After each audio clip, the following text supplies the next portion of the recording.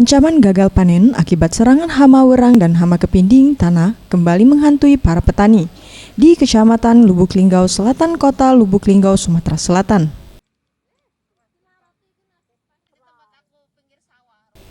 Area persawahan terkena hama wereng dan kepinding tanah ini, salah satunya di Kelurahan Karangketua, Kecamatan Lubuk Linggau Selatan. Akibat sarang hama tersebut, padi yang masih baru ditanam maupun padi yang hendak berbuah mengalami kerusakan karena hama menyerang di bagian batang padi hingga mengering. Para petani sempat mengaku pasrah dengan serangan hama ini, lantaran upaya yang bisa dilakukan hanya melakukan penyemprotan dan pemangkasan batang padi.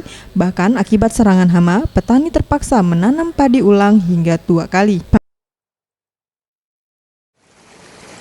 Bareng lah. Kalau ini kan kering layu-layu kan. apa Bu? Batang. Kering. Lanas apa kata bahasa Indonesia lah. Kering layu-layu kan.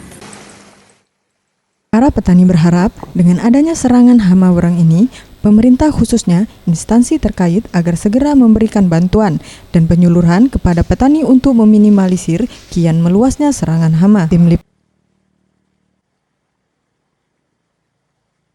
Liputan Sriwijaya TV.